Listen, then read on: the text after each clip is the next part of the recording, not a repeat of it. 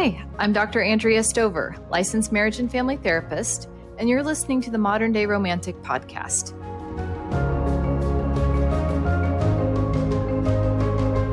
Hello, and welcome to today's episode. Today, we're going to be doing an interesting look. I've come up with the ABCs of bad beginnings in a relationship.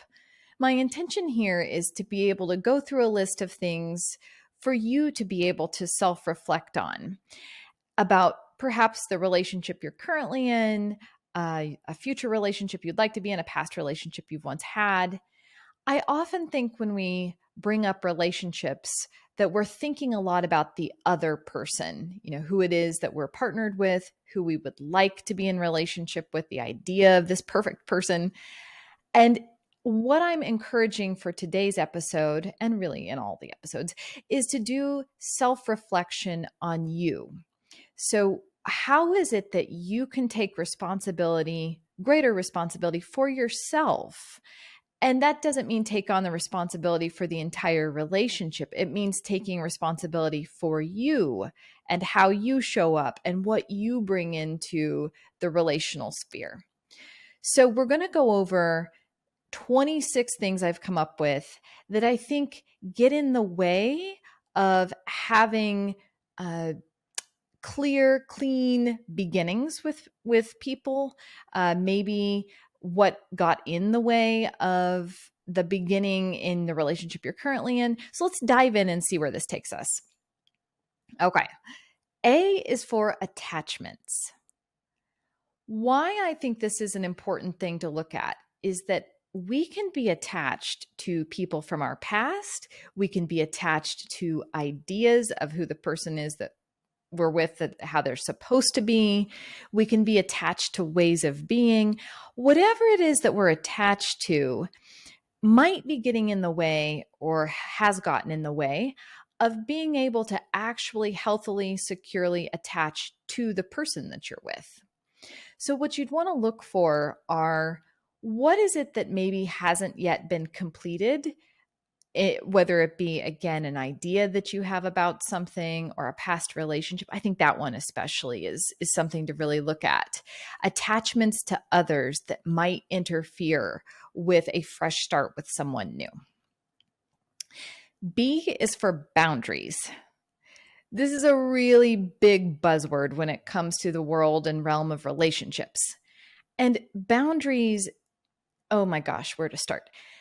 It's really important to know what your boundaries are, to know what a boundary even is, really, because I think there are some people that walk in this world very, they have very thick boundaries, let's say. It's hard to access them. It's hard to penetrate them. While others walk around with very thin, porous boundaries. And so kind of knowing where you land there as far as, am I more thick-skinned? Do I have really thin skin? Do I have a hard time holding the line with someone? Am I too rigid or too defined when it comes to setting boundaries? But you've got to know what your boundaries are, because if you, let's say you're on the side of not having very firm boundaries, you're going to get really lost in a relationship and it's going to get chaotic. You're going to get run down. You're going to get confused. And it's not really going to be a relationship per se, because you're lost, right? And a relationship is something that involves two people. So knowing your boundaries and being able to practice them, really not going against yourself, and therefore knowing what that feels like. And when the time comes to be in relationship with someone else, you're going to have practice at being able to know what the boundary is and how to hold it, how to set it, how to maintain it. C is for codependence. This is another buzzword, and I'd love to do a deeper dive. For today, all we're really going to say about this is trying to derive too much of yourself from the other. And in doing so, again, similar with poor boundaries, you get lost. There's too much of a confusion, a loss of self in the not kind of transcendent, transpersonal type way. So the codependence at the beginning of a relationship, or if that's kind of your operating system prior to getting in, can really set the tone for a relationship that doesn't allow for a lot of growth, because it's going to feel very threatening to either you or the partner when you want to start to explore the outer bounds of that, that setup of being too dependent on one another in an unhealthy way. So C is for codependence. D is for divorce.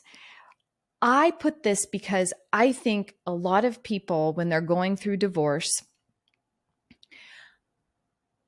are not wanting to rule out relationships for the rest of their life. They usually kind of come into, yeah, this isn't working anymore, but I still want to be in a relationship. And what I've often seen is people get out there way too soon, including not officially being divorced yet.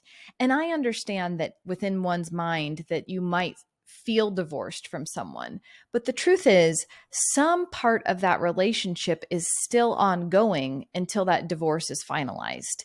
So beginning a new relationship prior to even being divorced from your current partner, or as you may think, your previous partner, I don't think that that really lends itself to a fresh, clean beginning with someone new.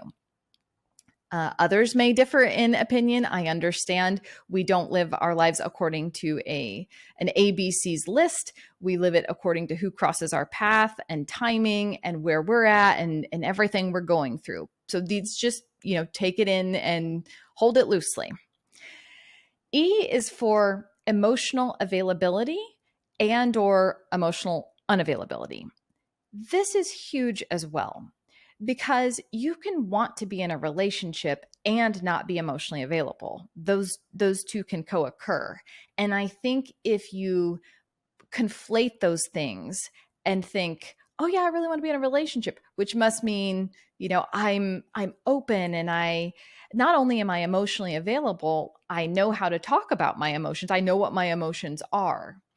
So my offering is to really suggest that all of us stay plugged in to our own emotions, our own experience of our lives and our relationships, and then be able to communicate that first to ourselves and then to a partner. If we're not emotionally available, if someone presents as being emotionally available and turns out not to be, this can lead to a bad beginning in a relationship, because what you thought was the case is not. And I think we can, use our imaginations to fast forward into pain, disillusionment, confusion around someone not being as emotionally available as what we thought they were. F is for friendship. I really think that friendship is a huge piece and foundation of a healthy, long-lasting relationship. And I think it's important for each person to know what a friend is to them, how they think about friendship, what the relationship would be for them between their partner and them being a friend to them. What I mean is, sometimes, again, when people think about relationships, they don't actually think about, hey, would I choose this person to be my friend? Either that or the opposite can happen, where you automatically want a partner as a best friend and you project that onto the person that you meet and say, oh, you're going to be my best friend. And remember that any relationship, not just romantic, it takes time to get to know someone. So friendship is a really important piece. And in the beginning, you want to see, not only are you physically attracted, is this someone you feel really drawn to, but what is the quality of friendship here? Because I think if people would focus on the friendship component of their relationship, that would further solidify that foundation and the beginnings there. When you, let's say, when you get out of school settings of sorts, whether that be like a high school, college, maybe you work in a large corporation, something like that, where the social setting is one where you're around people your same age and you're all in a similar stage of life. It gets a little tricky past that point, and friendship isn't always there to begin with because you may not even know the person that you're meeting up with. So, F is for friendship and knowing what that means to you, looking for a partner, a beginning with a foundation of friendship as well as romantic criteria for you as well. G is for ghosting. That is a term that maybe 10 years ago, no one would know what that means. I think we probably all know what that means now. But these bad beginnings happen time and time again for people because they are either ghosted or feel like they need to ghost someone that they are that they've met up with that they're not interested in. I put that as a bad beginning and something for you to self-reflect on, because if that's you, if you find yourself connecting with people and then just blocking, deleting, wanting nothing to do with them just because they're just not what you're looking for, I would challenge you to be able to practice that emotional availability, and be able to say, hey, something to the effect of, it was nice meeting you. I didn't quite feel what I was looking for, but I do wish you the best, et cetera, et cetera. You see how simple that is, how basic that is. I think the G, ghosting, having to do with, if this is, and I know this because I hear people's stories all the time, if this is a reoccurrent theme in your life, in your quest to find a partner, a mate, this leads to a lot of hardship and a lot of defense, really, when you go in to have new beginnings with other people as well. So something to reflect on. H, I put high. So, of course, we know that the falling for someone is a high unto itself. But I think it's a really bad beginning when you are high on some type of a substance and coming into a relationship with someone, because, well, and no judgment whatsoever, but I'm going to assume that maybe you won't be on that substance throughout the remainder of your life. Maybe that's your plan. I don't know if people plan that or not, or if it's just what happens. But I think that it really distorts the lens through which you see others. It definitely impacts your ability to be fully present and available. And I think just for your own self, how is it that you're going to be clear about your choice and this beginning of a relationship if you are in an altered state of some sort? So that's my 2 cents on that. I is for infidelity. This I put under the bad beginnings because, hey, it's a thing. It happens. And usually when there's some component of infidelity in the beginning of your relationship, and whether that be, you're with someone and they're with someone and you connect with them, or only one of you is, or any type of that, and or maybe you are think you're exclusively dating or married to someone, and then obviously infidelity can occur in that regard too. But I think it really rocks the core or the foundation of, what is this? And so we're talking about beginnings of relationships. And if this is the beginning of the relationship, I'm going to say 2 things. One is, sometimes, what is that saying? People always like, once a cheater, always a cheater. I don't think that we can make any declaration statements. I'm not here to say anything like that. What I think can happen, what I want to say is, sometimes people think, hey, this is happening. They're choosing to be with me because I'm unique, I'm special, I'm me. And you may not know whether or not that's a pattern or not for that person. And I think that can lead to kind of a danger zone in there, because if you are a part of a larger pattern, that might be something that's going to lead to long-term, in the future, devastation. And also, the other thing I wanted to say is that usually when someone is unfaithful, there's something deeper going on there. It's oftentimes a symptom of the relationship that they're in, and not wanting to deal with that, and then therefore, having something, or trying to work it out in a different way. It just so happens to be with another person, and then it all kind of implodes from there oftentimes.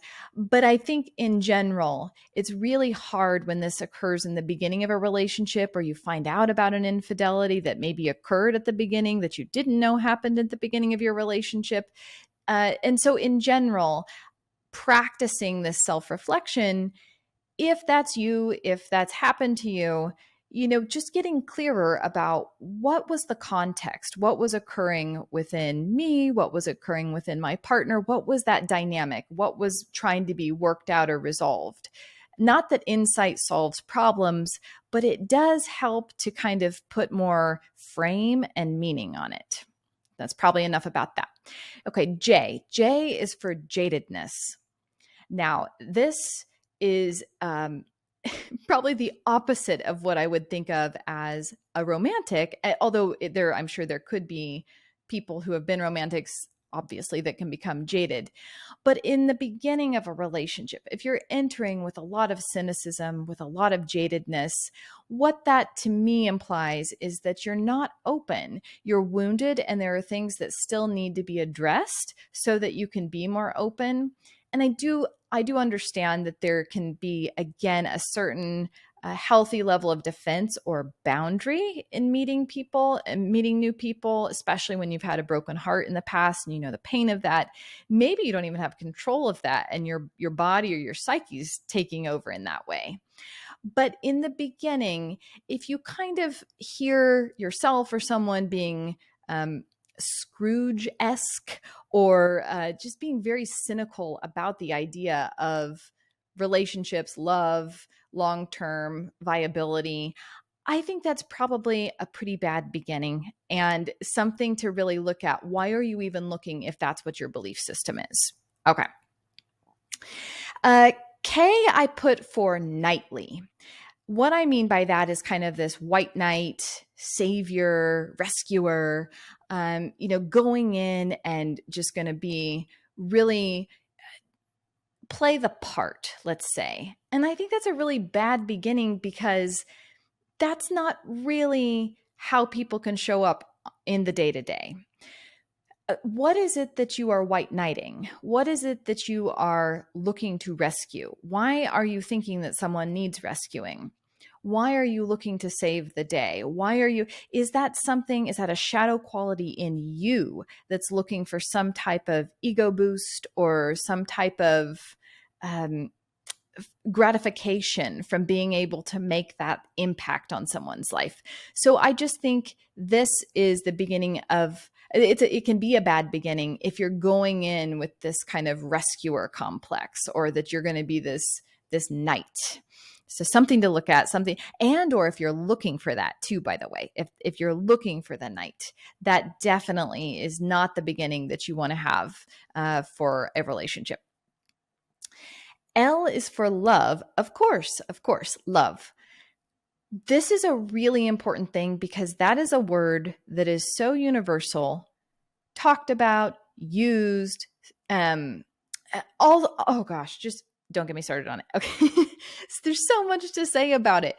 But what I want to say for the piece of the podcast today is knowing how you define love. What is love to you? What is love for you? What is loving? And the reason this can be part of the bad beginnings of a relationship is, if you're not clear about that, then you're not going to be able to see whether or not that person is a person that helps you feel safe. Like, if you feel safe in their presence, if you feel loved, and if you feel comfortable and open to loving them as well. So we'll just leave love at that. Defining it, knowing what that is to you. It can be an ongoing dialogue with yourself, ever evolving definition. But please do some reflection on what that means to you and how you're carrying that into the beginning of your relationship, or how you carried it into the beginning, and maybe how it's changed. Your definition might have changed since then. Okay. M is for martyr. And this kind of goes with the knightly component, but it's a different showing up of this, which is if in the beginning you are sacrificing yourself too much, if you are playing a martyr and going along with things that you maybe aren't comfortable with, if you don't feel safe enough to be able to express yourself, to be able to have a voice, I think this is something to really watch for and can be a bad beginning, because these patterns can get ingrained pretty quickly and become the structure and the nature of the relationship. So no overdoing the martyrdom. It's okay to sacrifice sometimes. In fact, relationships are going to require that. But that shouldn't be only one person sacrificing, and it shouldn't be the person sacrificing themselves. It should be a sacrifice made on behalf of the relationship, but both people are contributing in that way. Both people are willing, capable, and understand the benefit and the necessity of that. So too much martyrdom, if you have a martyr complex, that's not going to lead to probably a very good beginning in the relationship. Actually, it might feel good in the beginning. Let me say that it might actually feel good in the beginning to be doing that. But in time, that is not going to lead to a fulfilling relationship for you if you're constantly playing the martyr. N is for nondescript. I think this is really important because to me, this means someone who is kind of there, but who are you? What are you all about? What's going on with you? What are you looking for? So a little bit too hands off, a little bit hard to reach, hard to grasp, and there's not enough definition here. And I think that can be a reason why in the dating world sometimes things fall flat, is because people don't bring much of themselves to the meeting, to the encounter with someone as what they could. And again, lots of reasons for that.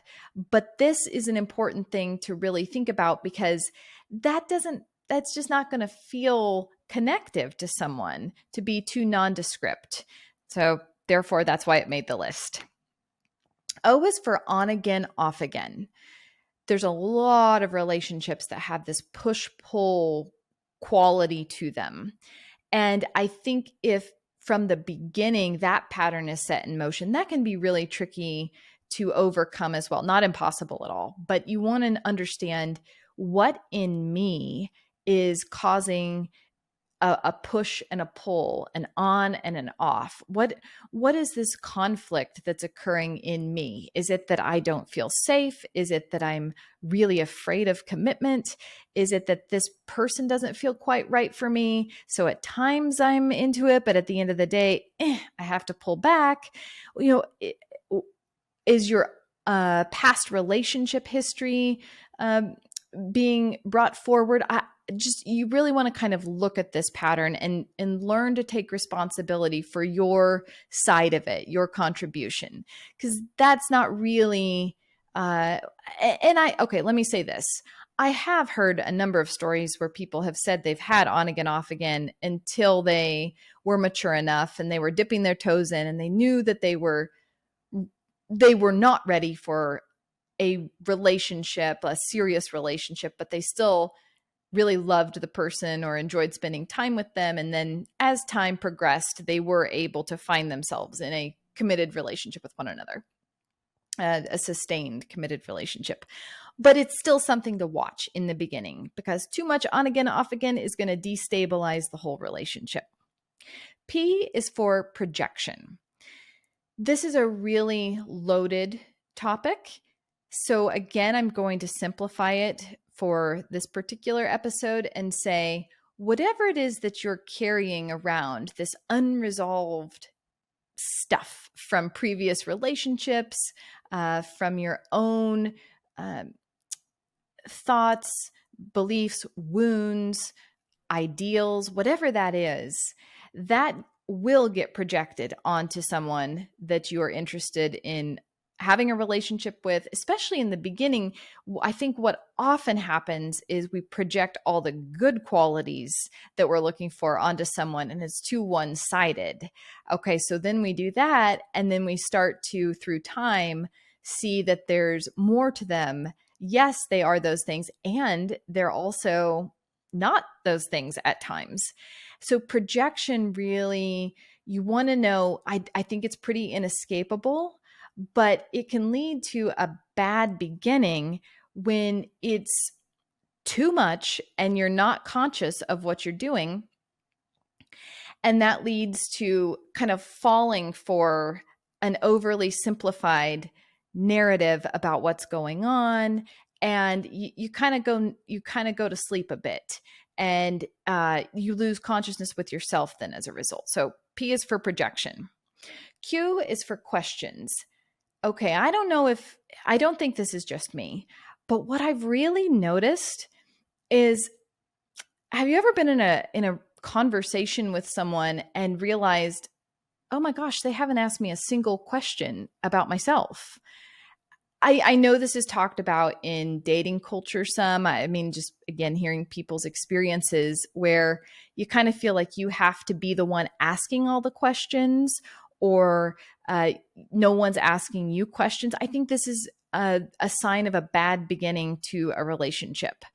And it's something to really pay attention to, because that's a lot of work if you're the one asking the questions. And it's also not that connective if you don't get to reveal yourself to someone. And if they're not interested in that, that's sort of a red flag. I do want to put a caveat in there, in that I know that anxiety is real, and sometimes beginnings are really hard for people because they don't feel confident in those social settings and initiating conversations. And so sometimes those things come more online through time with greater comfortability and familiarity with one another. But still, Q, questions, and asking the right questions. Ask interesting questions. This goes back to for yourself, right? Know yourself, and then you'll be able to also ask interesting questions of someone that you're interested in, or your partner. R is for retaliation. So this is kind of that if you are starting something, or your relationship started as a result of getting back at, let's say, your ex, or someone, that's not the best, because that's not really then where's if the foundation for the relationship is to get back at someone else, or revenge, or to retaliate. I don't really see how that allows for um, connection between the person that you're seeking to be in a relationship with as a result of that.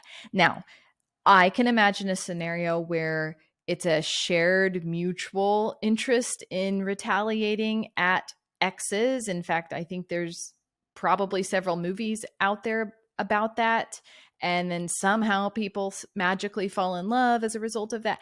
And so I'm just being a realist and saying, probably if retaliation is at the beginning of the relationship, if that's the purpose that you are being used to achieve, like, that's probably not a very good beginning to the relationship. Okay. S is for self-absorption. And I wanted to say that instead of narcissism, because that word is overused oftentimes, and I'd want to go deeper into what that actually means. But self-absorption, I think it kind of ties in also to one facet would be not being asked questions about yourself, because someone only wants to be asked questions about themselves. It's too one-sided, in other words, and it's all about one person. It's not about, the two and the couple and the getting to know and the idea of the relationship. But here's a shadow side for romantics too, which is I really think there is a component, could be a component of self-absorption as well. And that's even in what I'm offering is these ABCs of bad beginnings, and you self reflect on this, are you going to get lost in your own world in there a bit and become too disconnected from reality outside of yourself? So, self absorption, just something to watch because we're really looking for the beginning to feel like there's a capacity for two people to have relationship and that it doesn't tend to fall more towards one person and then the other person being in that listener, questioner, uh, and kind of feeling invisible in a relationship. T is for trauma. Again, another buzzword, lots to say about it. What we'll say now is trauma's real. Everyone has some type of trauma they've experienced in their life. I think it's to what degree have you healed from whatever that is? And so we're going to focus on relational trauma. And it's not uncommon when you get into a new relationship or, are in a relationship that something starts to get a little too uh, blurry. You're not able to tell, is this what's happening today or is this something that happened in the past that I'm reacting to? What's going on here? So, unresolved trauma, like severe unresolved trauma, can lead to a bad beginning in a relationship because you may not be able to fully connect with or see the other person because you're just in too much in that feeling of unsafety and really needing to retreat, withdraw, defend, protect. I also know that relationships have the power to help us heal, and we have to bring that stuff to the forefront at some point. So I think it's okay if, it's not just okay, it's impossible to be totally healed, in your Buddha like state or whatever, like Zen on a mountaintop. And then you meet, it's just not going to work that way. You're not going to be in that state. So you're going to have stuff and the other person's going to have stuff. But you really want to watch for how does trauma interfere with the capacity to be in your heart, the capacity to feel, and the capacity to feel safe. I also would say that bad beginning would be if there's some really traumatizing event that happens as a result of the relationship too. That can be really difficult because you don't know each other well enough. It doesn't mean you don't stay with that person because a lot of people do, but you're going to have to work through that. You're going to have to be mindful of that and find a way to grow, build, find ground after something like that might have occurred. U is for unconscious. All I'm going to say about that is the unconscious is real. The unconscious is unconscious. So there's always going to be things we don't know. What I want you to be aware of is it does exist. You have an unconscious. There's a collective unconscious. And I think even knowing that, holding space for that can allow for a better beginning in a relationship. Relationships are here to bring us greater consciousness. So if you can reframe a relationship as being important and necessary on your journey for that, great. It leads to bad beginnings when you think that everything that you see is all there is. And I'm sorry, but that is not true. There's always more than what meets the eye. V is for victimhood. And I don't use this word in any type of polarizing way. What I want to say about victimhood is if you're listening to yourself talk about your past relationship history, I want you to really feel into there because I bet you were a victim of something, probably of others' unconsciousness, right? Like we're not fully conscious. None of us are. So we're going to do things that hurt and sometimes even harm, really harm one another. what's important is to know how and what to take responsibility for and clearly define what the other person was responsible for. What can often be missing there is, okay, even if it's just like a sliver of the pie, I did see that red flag, but I didn't do anything about it. And so, moving forward, that's what I would do if I were in that situation. What that does is it mobilizes it, and you're learning and you're moving forward. It's not, and when we bring in trauma in all of this, it can be really a place we can get stuck is in victimhood. And again, we I know that happens, and I'm very empathetic to that. So I'm just trying to say, bringing conscious awareness to your own sense of being victimized in the past and or in the present, maybe even with your partner today. How have you felt victimized? And what is it that would need to happen to move forward? And if your answer is they would need to da da da da da da, and you leave yourself off of that, that's where I would push a bit. So I'm sure they do need to do things to bring about repair and kind of heal from this bad beginning. And what is it that you also would need to do? That's how we kind of bring more balance and give you back your power in that way. Okay, W is for whirlwind. So these whirlwind romances. And another thing I would say about that is the pace then. The pace of the relationship and how that gets set is really important because it can be the most amazing, magical, wonderful, devastating, oh my gosh, what the heck just happened there, whirlwind, when it's too windy, when it's too fast, when you're too up in the air for too long. I wanted to bring this in because it's really important in the beginning to know to brace for impact. Like, you are going to crash into someone more than likely. That's just the nature of falling for someone. And if you're aware, hey, that is going to happen or that did happen, and oh my gosh, and we're married now, and what is this? What who are you? Where are we at right now? These are things that it doesn't mean you made a mistake. It doesn't mean you're with the wrong person. It doesn't mean these things can't lead to wonderful, amazing, meaningful relationships. What it does mean is that the beginning might have created some type of an intensity, let's say, and it's hard to sustain that in the day-to-day through time. And so that relationship's going to need to stabilize somehow. This is kind of similar to the on again, off again, although a little different. So finding that balance and finding the natural rhythm and the natural pace, both for you and what your partner's is, and then together what the rhythm of the relationship feels like.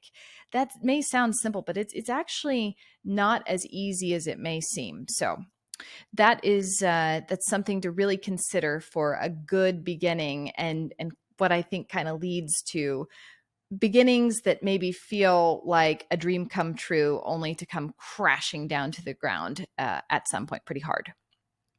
X is for X-ray vision. What I wanted to say about this, it ties a little bit into the self-absorption, maybe, but it's kind of overdoing it by I just imagine like red laser beams just piercing really into the other person, and just scanning, being so hypervigilant, being so overly intense, and why, why are you doing, like, where are you at in that? What is that in response to? So this, for example, if someone is showing up at a first date like that, that's probably pretty intimidating for a lot of people. So you're going to kind of want to watch that. And then also, is the X-ray vision bidirectional? Can you also deeply look and self-reflect inwardly and look at the other? Or are you so laser beam focused and on the other? And if so, where are you at in this beginning? Where are you at in this relationship? Because I would imagine you're way too in their lane. You're lost, thinking that you're really going deep, but I don't know where you are in that. So, X-ray vision. Y is for youthful. And I think that good beginnings, good relationships have a component and a quality of play to them. You want to be able to have fun, whatever that is for you, whatever that is for you and your partner. You want to be able to laugh. You want to be able to uh, be light. It doesn't always need to be heavy. It doesn't always need to be intense. It doesn't always need to be mundane either. Like you got to spice it up, right? And you want to have some fun. The shadow piece of the youthful would be more like, uh, I guess I'll just say being a kid, in like literally. You've probably heard people say that, oh, so and so is just a big kid. They're just an overgrown kid. If that means that you or the person you're with has the capacity to play and let loose and have fun, wonderful. If it means they're literally not developed into into an adult psychological disposition, I think that's something else. So is there a maturity there? And that may not be fully evident in the beginning because, again, it can be fun, it can be exciting, but you're going to want to know what being an adult, a psychological adult, means to you, and how, if you're partnering with someone who has more childlike qualities to them, how does that balance into the whole totality of their personality, as opposed to you almost getting stuck in a parentified role. So that's something. And or if you show up too kid-like and are looking for, a caretaker. So what this would mean is that you would be a dependent, and or the partner would be a dependent. So there's a wonderful quality and component to youthfulness. Great to have fun, great to let loose, and probably want to be watching for if it has more depth, if it has something beyond that childlike quality. Okay, we're finally here. We're at Z. So Z is for zero excuses.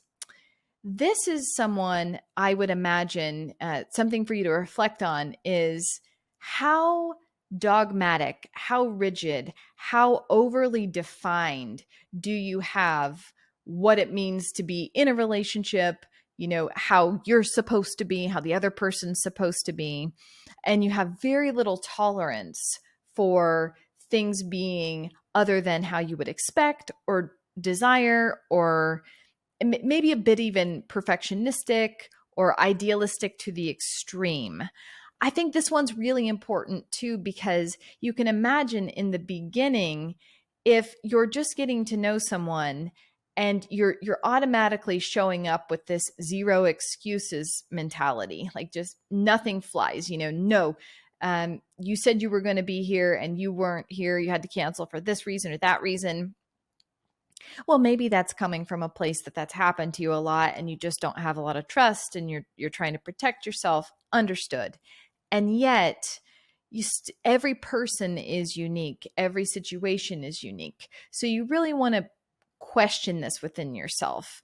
And this may be something too that through time in your relationship has manifested, perhaps out of pain, out of a sense of hurt and disappointment. So this zero excuses, I think it's a really important thing to look at, because I just think that's a bit too rigid, and we've got to be able to be fluid and flex some if you're going to be in this thing called a relationship. Okay. And especially in the beginning. All right. So we have gone over the ABCs of bad beginnings with the intention to have you introspect, self-reflect, think about, how have I contributed, or what is my pattern in going into relationships? What might be one or two things? Don't try to work on a ton of things all at once, but what might be a thing or two that you would like to look at and maybe put into practice for yourself? If you're looking at this in retrospect with a relationship that you're currently in, maybe just think about the beginning. And I don't know very many people that have had an ideal start. I think there are a lot of reasons and a lot of, I almost expect the beginning to be rocky for some reason or another in a relationship. It's life. That's the way it goes.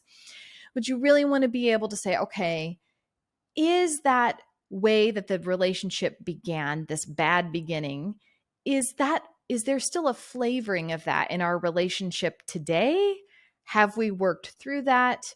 If we're still caught in some story, some facet, some pattern with that, maybe we can bring a bit more awareness into what can be done on both of our parts to heal, to transform that, to grow and move forward. All right. Well, thank you so much for listening to today's episode, and I'll see you next time.